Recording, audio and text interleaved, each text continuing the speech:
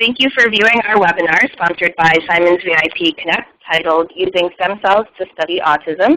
My name is Bethany Smith-Packard, one of the genetic counselors for Simon's VIP Connect, and I am joined by Dr. Ricardo Dolmetsch, an associate professor in the Department of Neurobiology at Stanford Medical School and the senior director for cell networks at the Allen Institute for Brain Science.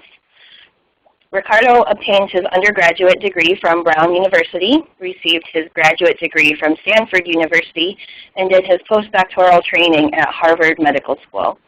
His lab studies the underlying cellular and molecular basis of autism and other neurodevelopmental disorders. His group has led the way in using induced pluripotent stem cells to generate neurons in cardiac muscle cells from children with genetic disorders. They have also generated fly and mouse models of human neurodevelopmental disease and have identified some of the important signaling pathways that connect electrical activity in neurons to gene activation. Finally, his group has developed new technologies to study cell signaling pathways that can control gene expression and biochemical signaling in neurons. He has been recognized with the NIH Director's Pioneer Award, the Cyril Award, and McKnight Scholar Awards, and the Society for Neuroscience Young Investigator Award. After viewing the presentation, we invite you to submit any questions you have for Ricardo to the coordinator email for Simon's VIP Connect. Thank you for joining me, Ricardo, and I'll let you go ahead and get started. Okay, well, thank you so much for inviting me to present. Today I'm going to tell you a little bit about the work we've been doing in my lab using stem cells to study autism spectrum disorders.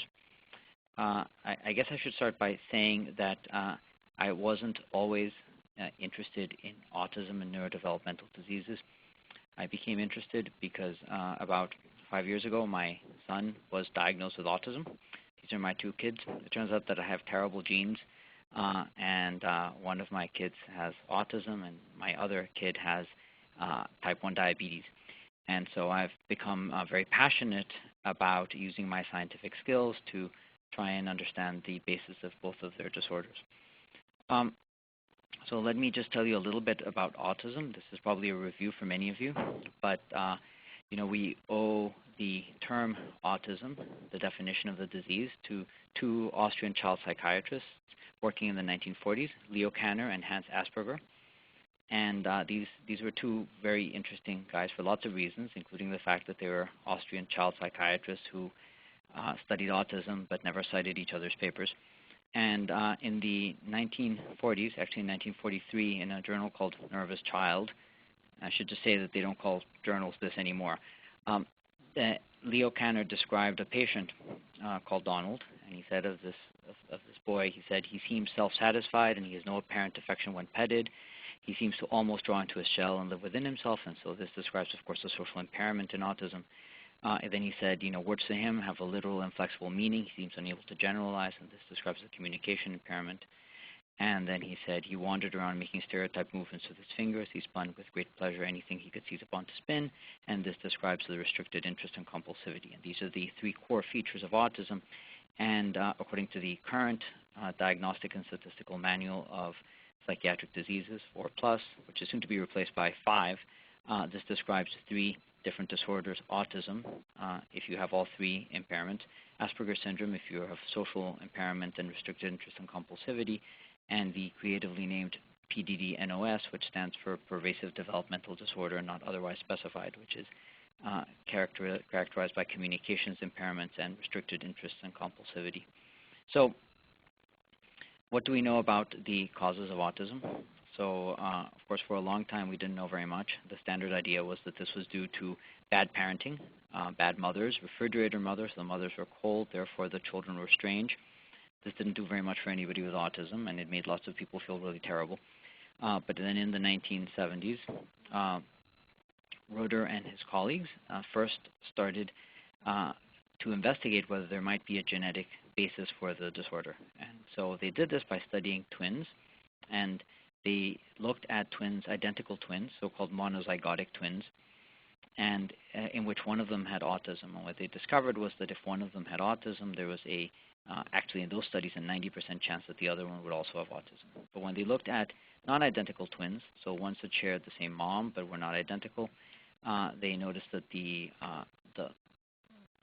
that if one of them had autism, the chances of the second one having autism was only about 6%. In fact, in some of the studies, it was 0%. None of the dizygotic twins had autism if one of them had it. And then if you look at siblings, it's about 4 or 5%. And so this told us a couple of things. It told us that there is likely a genetic contribution to at least some classes of autism. And it also told us that it is unlikely to be caused by just a single gene. And that's because you share half of the genes with your siblings or with a dizygotic twin. And if it was just one really, really bad penetrant gene, then you would expect that the concordance in dizygotic twins would be 50%, and it's not, it's 6%. So this tells us that there are probably multiple genes. So for a long time, people looked for the genes that might be important in autism, and this was not very successful because we really didn't have the tools to look for these genes on a genome-wide scale. But over the last few years, it's become possible to sequence entire genomes or use microarrays to look for mutations on a genome and across the whole genome. And using these approaches, people have started to identify either regions of the genome or specific mutations or specific genes that are highly associated with autism. And what you see here is a figure from a review. These are all the human chromosomes, and you can see that there are blue and red little bits of chromosomes, and these are the areas of the genome that have been implicated in autism. There are a couple of things to know about all of these mutations. The first is that autism mutations are almost never penetrant, which is to say that if you have a particular mutation, it doesn't necessarily mean that you're going to get autism. And the second, feature of all of these mutations is that they're almost always associated with other psychiatric and neurological diseases. So for example, there's a very good overlap between mutations associated with autism and mutations associated with, for example, ADHD or mutations associated with schizophrenia. And so not only then are the mutations not penetrant in that you don't always get autism, they're also associated with multiple diseases. And this is one of the paradoxes of the genetics of the disorder. This has led to a general model for how we think genes contribute to the disease. And the idea is sort of illustrated here. So everybody, all of us, we're all different, and we're all different because we have a different genetic background. And we all have a whole set of mutations that make us individual. And some of these are protective, and they protect us from getting psychiatric diseases like autism. And so these are called, most of them are called single nucleotide polymorphisms because they're just changes in a single nucleotide in the DNA. But it turns out that superimposed on this genetic background are two classes of mutations that are thought to make a contribution to the disease. So one class of mutations are these things called copy number variations, which are little micro deletions or micro duplications, so little pieces of DNA that have been inadvertently snipped out or duplicated in the genome. And the genome is very big, and every so often this happens when a cell is dividing. And so sometimes, though not always, this can lead to disease. And the other class of mutations are these things called rare mutations. And rare mutations are just exactly what it sounds like. They're mutations in the genome that just occur in a very, very small number of people. And so the thought is that these together somehow contribute in a particular genetic background to leading to autism. So the question is, once you know that there's a genetic component to autism, how do you then try and understand how it is that these genes actually lead to a change in behavior? And the answer is relatively straightforward. So genes, of course, lead to changes in proteins, which ultimately affect the function of cells in the brain. And these cells, in turn, change the function of circuits, and ultimately these circuits change the behavior of a human. And so the question is, how do we try and investigate how it is that a change in a gene changes the function of a cell or the function of a circuit? So our group has really focused on trying to understand how changes in genes change the functions of cells. And there are a couple of reasons for this. One reason is that the cellular level is much closer to the genetic level than the circuit level. So that means that a change in a piece of DNA in a cell is likely to cause a change in a protein that is derived from that DNA. and that is likely to cause a change in that cell, and that is a much more direct and much closer association than the change in the circuit, which is the association of many cells. And it turns out that circuits in the brain are really plastic, so they can change with experience and they can change in many ways. So there's often a lot of compensation at the circuit level. So it makes circuits kind of difficult to analyze. There's another reason for this, which is that I'm very passionate about trying to develop new treatments for autism. And at the moment, the only really effective way we have for discovering new drugs is to do these large-scale screens. So there are large libraries of chemical compounds, and people screen them using some sort of a biological assay. Because these compound libraries have millions of compounds, you need something that you can screen, something that you can assay millions of compounds to see if it'll work. It turns out that you can do that on a cell, you can do that on a molecule, but you can't really do that on a mouse or on a fish or on a fly. And so, so the reason for trying to identify what is wrong at the cellular level is that this also gives us a very powerful tool for trying to identify new drugs. So how do people generally do this? Well, the kind of standard approach for many, many years has been to try and make a genetically engineered mouse, right? And this is, you would discover a mutation in a human that causes disease, and then you would look for the homologous gene in the mouse, and you would try to make that mouse mutant using the tools that we've developed to engineer the mouse genome. And this, in fact, we've learned a lot about neurobiology from mouse models. I'm going to show you a mouse model before I show you some of the problems with this approach. So we've made a number of mice in the lab, and one of them is a model of the 16p11.2 deletion, which, as you all know, is associated with neurodevelopmental disorders. And so I'm just going to show you a video, and I'm going to just let you guess which one of these two mice you think has the deletion.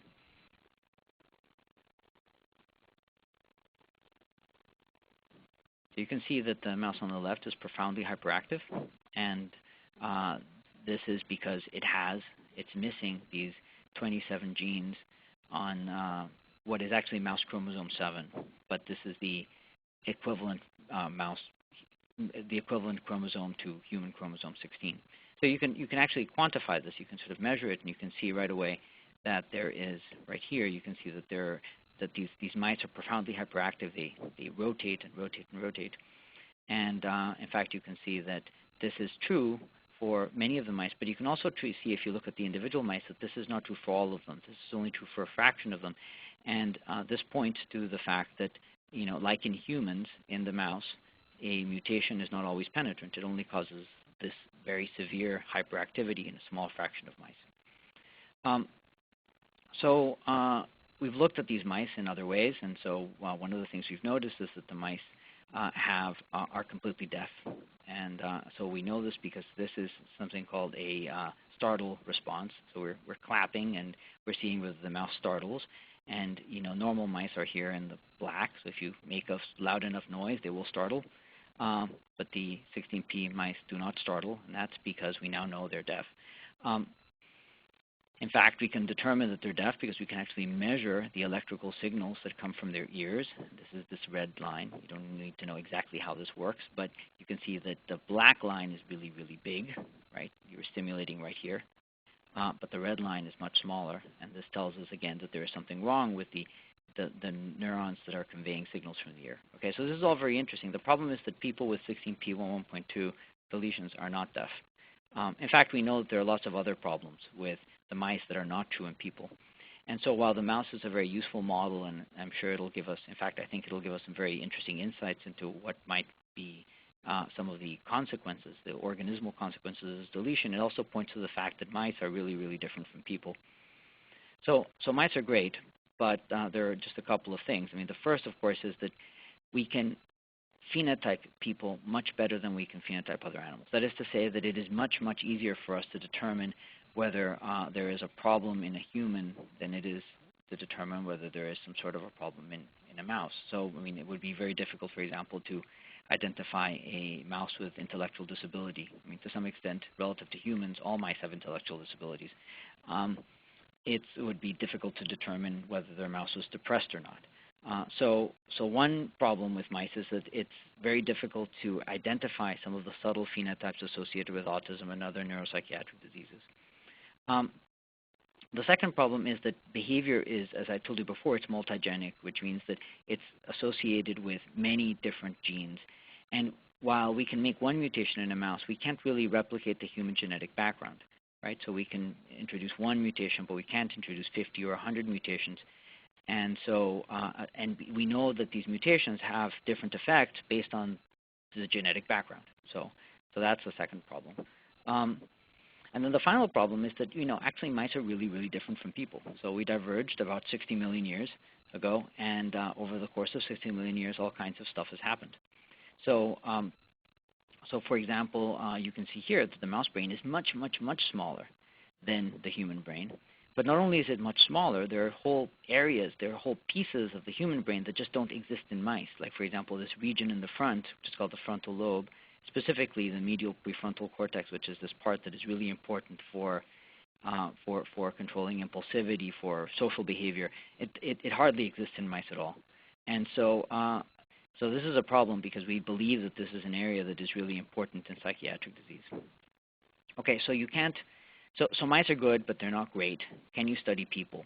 And for a long time, the answer was really no. I mean, you can't really study the cellular defects in people, at least not in brain cells, because you just can't drill holes into somebody's head and take out some neurons. You can't take a sick child and try and get some sort of a brain sample. It's just not practical. It's too dangerous. But a few years ago, there was sort of a revolution in stem cell research. And the revolution, which in fact resulted in the work that was awarded the Nobel Prize in Physiology and Medicine this year to Shinya Yamanaka. So what Yamanaka and his colleagues discovered was that you could do something kind of amazing with cells. We always used to think that development was this sort of one-directional arrow. You started from a stem cell or an egg and a sperm, and you ended up as a human, but you didn't really go backwards. You don't take, a cell that is fully specialized into a tooth or a skin or something and, convert it back into a stem cell. And it turns out that that's wrong. It turns out that you can take what are called somatic cells, which are cells that are really specialized for doing whatever they do, like, for example, skin cells or blood cells, and you can introduce into their nucleus these proteins that change the way in which the DNA is folded. And when they do this, these cells that used to be really specialized essentially start to de-differentiate. They start to become these pluripotent cells. Now, the reason that that's really interesting is that every cell in your body has exactly the same genetic material. It's just simply that the DNA is folded in different patterns in different cells, which is why different cells are different, right? So stem cells have this capacity to make every cell in your body. So a stem cell, if it's pluripotent, it can make heart muscle, it can make brain cells, it can make nose cells, it can make everything, right? So one of the things you can do then is you can take skin cells from a child with a genetic neurodevelopmental disorder. You can take these cells and you can convert them into stem cells by introducing these factors. You can then take these stem cells and you can coax them into making brain cells. And so even though you can't get a biopsy from somebody's brain, you can make a biopsy in the lab. You can essentially make a little heart or a little brain, and we've done both.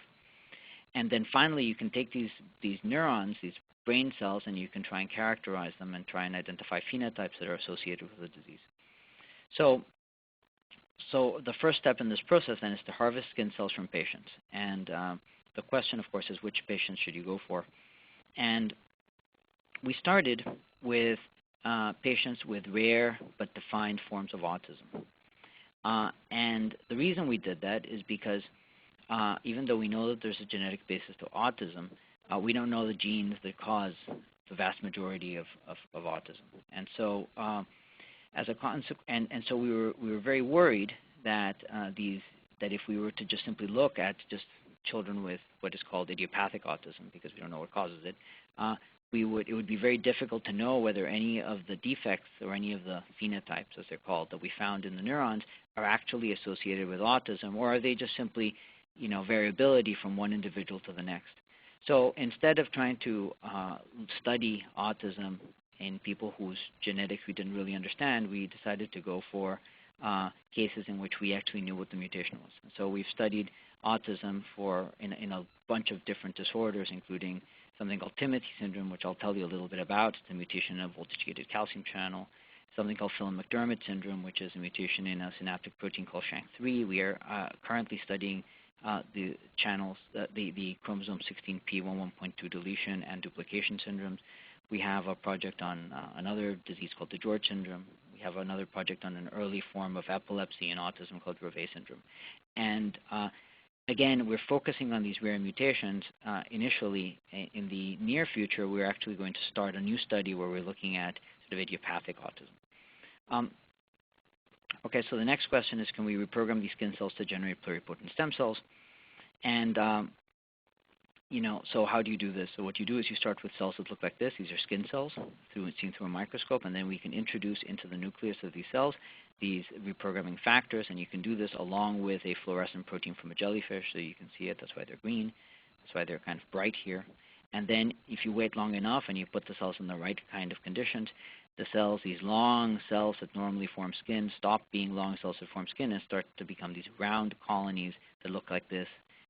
There are tons and tons of little cells here, and each one has a very, very large nucleus. And this is characteristic of a human embryonic stem cell. But of course, these are not embryonic. These are just stem cells that are derived from an adult, in this particular case, a child with a neurodevelopmental disorder. Okay, so then the next question is, can we actually convert these stem cells into neurons? And so here we've taken advantage of more than 30 years of very basic neurobiological research that has been done trying to understand how the brain develops. And we've learned a lot of things about some of the factors, some of the growth factors, some of the hormones that are required to coax stem cells into becoming neurons. The way this is actually done is sort of illustrated here. We essentially recapitulate the development, the early stages of the development of the brain. So you start with these colonies, and then you generate these things called embryoid bodies, which are very much like the very first step in the generation of an embryo. So they have 3 germ layers, and then these can then be coaxed so that they will start forming these circular structures with these holes in the middle. You can kind of see them here. And sometimes they'll form these tubes, and they look very much like the embryonic neural tube, which is the very first step in the development of the nervous system. And you can see, for example, there's this red thing in the center, and those are the cells that line what is called the ventricle, which is the hole in the middle of your brain that is full of fluid. And you can take these and you can isolate them, and then you can propagate them as these things called neurospheres. And the neurospheres are these very elaborate hollow structures, and they have very interesting internal structure. So, for example, at the very center are these cells that are at the very center are as I showed you before, the cells that line the ventricle. Then there are some green cells. These are the cells. In this case, they're stained with an antibody that is fluorescent, so it recognizes specific classes of cells. So the green cells here are precursor cells. The red cells are cells that are starting to become neurons.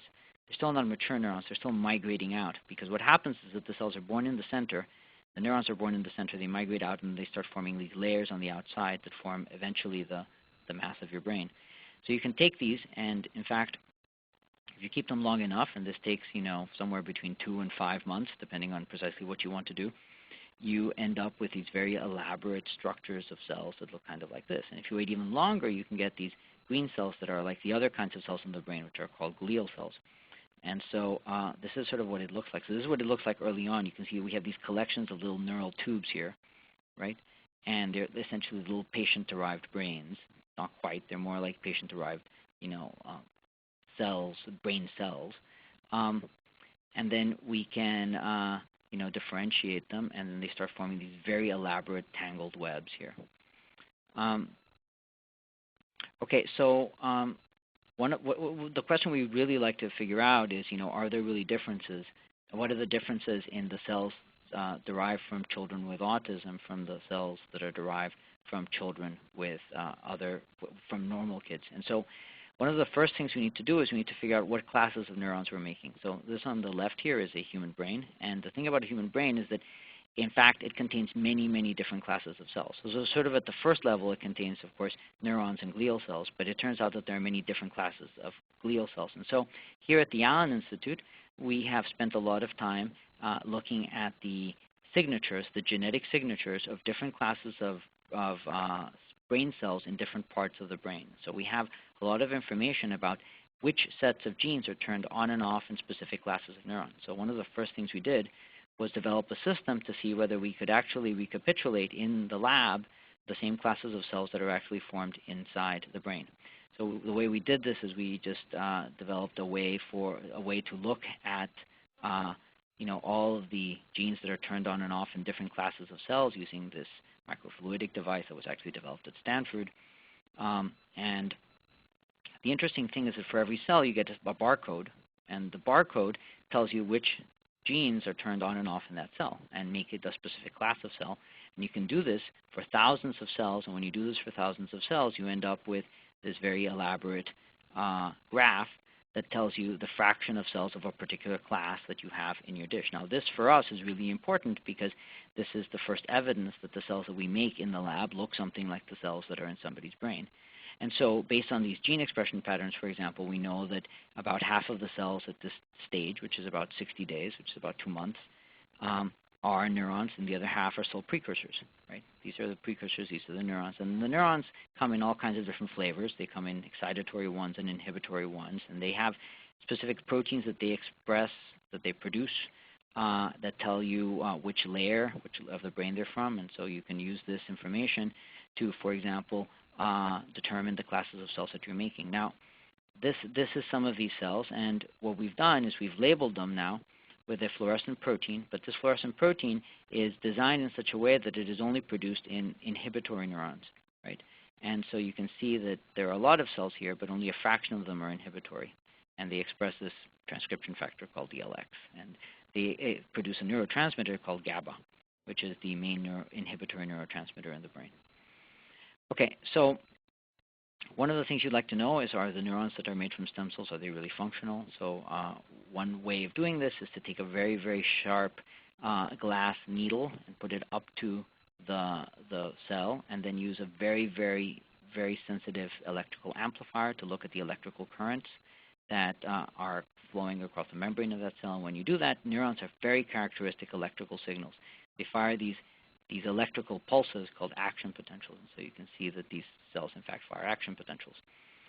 You can also load the cells with this calcium indicator. It turns out that calcium goes up in the cell body of a neuron whenever it fires an action potential, and you can then look at these electrical signals in many, many hundreds, sometimes thousands of cells at once. And you can see that all of the cells that we've made, in fact, fire action potentials. Now this, for us, is a really big deal because you can do all kinds of things to cells in the lab, but it's actually quite hard to make neurons. So we now know that we have neurons that not only have the right kinds of electrical signals, they actually produce the right kinds of calcium signals. They turn on and off the right kinds of genes that look kind of like the genes that are expressed in the normal brain.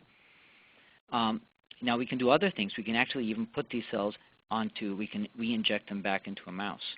And we do this with very, very small numbers of cells, and that's why they're labeled green here.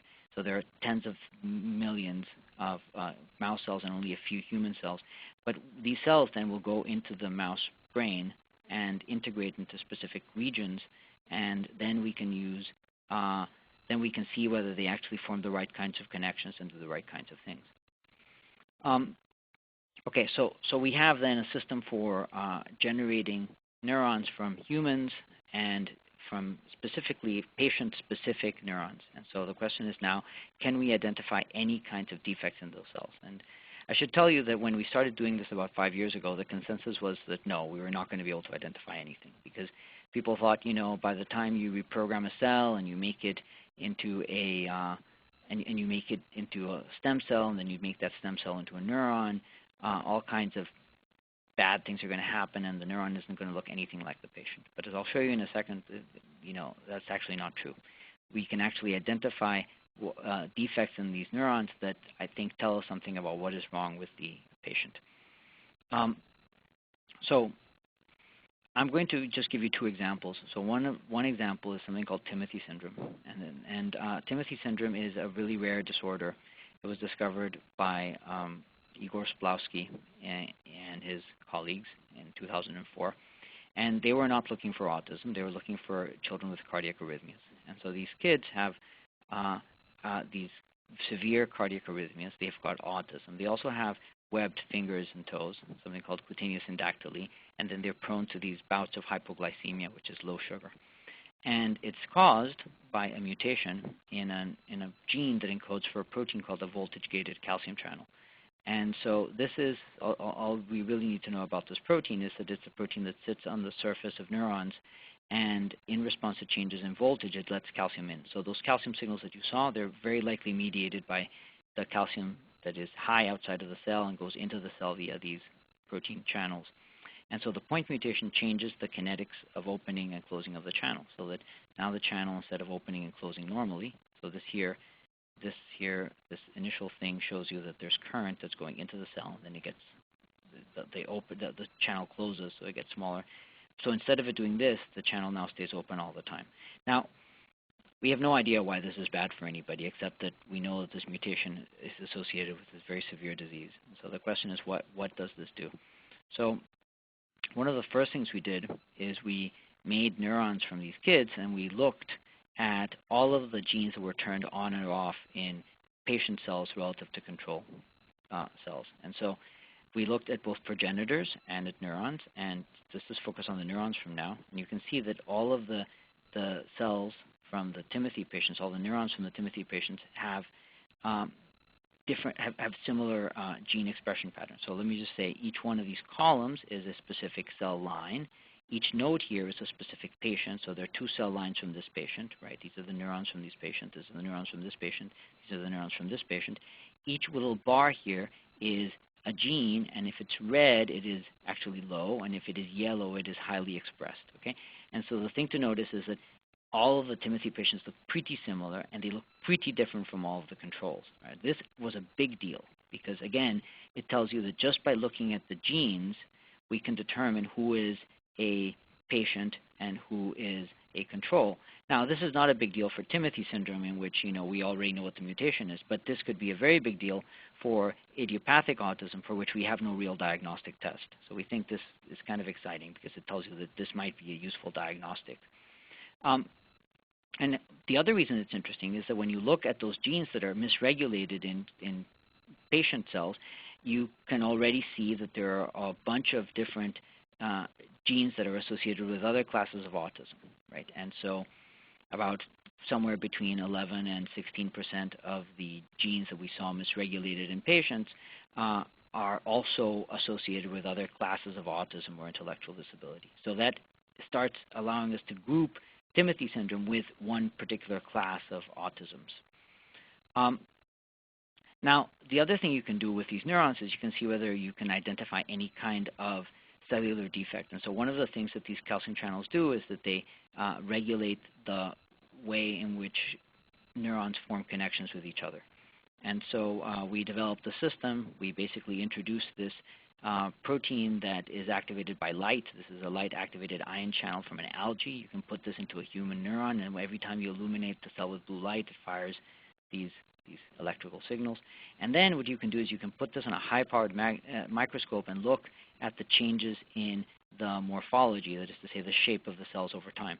And when you do this, you can see that these cells are all extending and retracting their little processes as they develop.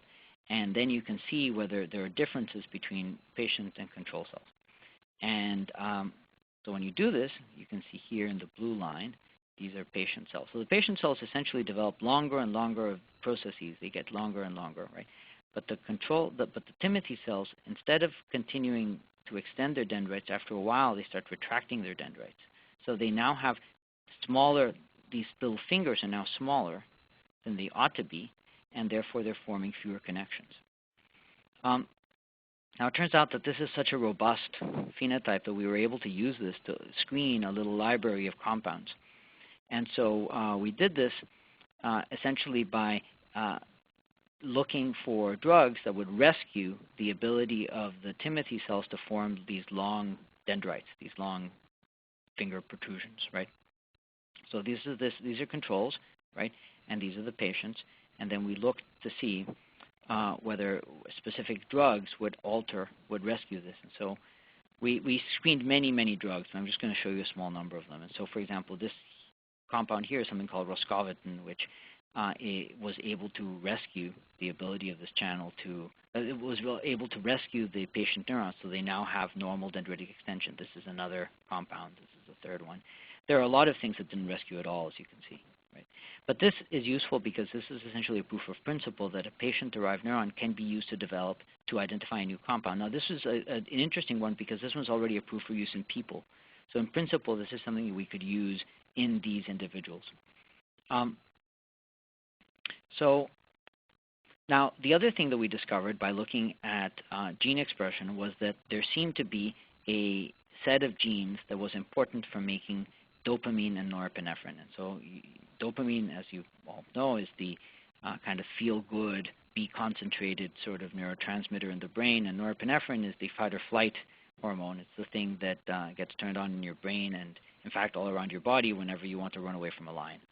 And so it turns out that when we looked at this enzyme, which is the rate-limiting enzyme in the production of these neurotransmitters, which are called catecholamines, you can see that in control cells, there are just very few green cells. But in the Timothy patients, there are a lot of these green cells, many more than you would expect normally. And in fact, when you look at this carefully, you can see that this is true for every one of the patients. So the patients have many more cells that produce this enzyme that is necessary for making these catecholamines. And in fact, we can not only look at the level of the enzyme, we can actually look to see if they produce more norepinephrine or they produce more dopamine. And in fact, you can see that the patients produce more norepinephrine and a little bit more dopamine. So, so this is interesting because these are two neurotransmitters that have been previously associated with neuropsychiatric diseases, and the fact that they're overproduced is potentially really important and really interesting. The even more interesting thing is that, in fact, we can reverse the excess production of these catecholamines by treating with roscovitin, which is the same agent that we discovered could restore the growth of the dendrites. And so, again, this is pretty interesting. You can see there are a lot of green cells here and not very many green cells here, and you can see the change right there. Right. So now we can rescue the excess production of catecholamines. Okay, so I'm just going to finish by telling you about one more story from another class of autism. These are kids that have something called Phelan-McDermott syndrome, and this is due to a mutation at the end of chromosome 22, 22q13, that includes a lot of different genes, including a gene called SHANK3, which is a protein that sits at what is called the postsynaptic density of neurons. So, neurons connect with each other by these structures called synapses. And people have spent a lot of time trying to analyze the molecular composition of synapses. And we know that there is this very complicated network of proteins that sits at one side of the synapse. And one of these proteins seems to be a protein called SHANK. And there are 3 versions of SHANK. And the protein that is mutated in these kids, or one of the proteins that is mutated, one of the genes that is mutated, is a gene that encodes SHANK3, which is one of the SHANK proteins. So this causes neonatal hypotonia, causes a severe developmental delay, and absent or severely delayed speech. And so, so what we did is we made neurons from these kids. And so you can see an example of it here. And we then looked to see if there were any big changes in the electrical activity of these cells. And so we discovered a couple of things. One thing that we discovered was that whereas control cells didn't fire very many spontaneous action potentials, so each one of these things is one of these electrical signals, the cells from patients fired many different action potentials. They were very hyper-excitable. This was strange because, in fact, these cells are missing this synaptic protein. So you might expect that they get less synaptic input. And so we hypothesized that because they get less synaptic input, they get less input from their neighbors, they're overcompensating by just becoming internally more active. But we don't really know that.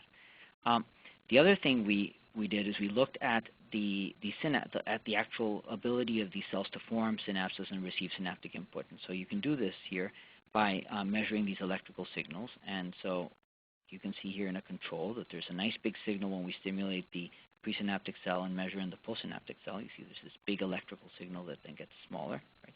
But in the patient cells, they're very, very small signals. And you can measure lots of these, and you can see that all the gray dots are up here because they're big responses, and all the red dots are down here. Right? And in fact, this is now the interesting thing here is that then we looked for things that might be able to rescue this, and here it was difficult to do a big screen, so we only tested about 5 or 6 compounds. But we tested compounds that people had reported might change the strength of synapses. And so one of these compounds is something called insulin-like growth factor 1, which is approved in people to treat dwarfism. And so what we found is that if we treated cells with this insulin growth factor 1, we could actually rescue the ability of the cells from the kids to actually to actually cause synaptic transmission. And so now you can see that the red dots here are now up here instead of being down here as they were. Okay, so let me just summarize by telling you where I think we are. So I think in some ways we've made a lot of progress. When I started working on this, we knew very, very little about the molecular basis of autism, and I think now I think we have both a very powerful set of tools and also some hypotheses about some classes of autism. So I mean, the good news is we can make human neurons from kids with some kinds of autism. We can identify defects in some of these cells, and we can find drugs that improve some of these defects. That's sort of the good news. The not so good news is that it's, in some senses, it's the wrong half of the glass. Because first of all, there are just many, many more children that we need to study. We're really working on these very rare disorders. And so we basically need to do this on a much broader scale. We need more resources to do that. And of course, developing these new treatments actually takes a lot of time and effort and perseverance. And in fact, it may be that we need to develop specific treatments for many different specific classes of autism. There may not be a single treatment that works for everything. And in fact, it's very unlikely that there's going to be anything like that. So I should just finish by thanking all the people who made all this work possible. So to begin with, none of this would be possible without all the families that have volunteered for our studies, as well as the Simon's VIP study and other studies that we've worked with. This is my lab. The people in yellow are the people who directly contributed to the work that you just saw. These are them. So Sergio here is an MD who's been working on the neurons from Timothy syndrome. Jocelyn here worked on the Timothy syndrome mouse. And Thomas made the 16p11.2 deletion mouse, as well as developed the technology to study gene expression in those single cells that you saw. Masayuki Izawa here developed the technology to make iPS cells. Alex here worked on the shank deletions, the Phelan-McDermott cells. We have clinical collaborators at Stanford. For any of you who've been to Stanford, you will have met Dr. Hallmeyer and Dr. Bernstein.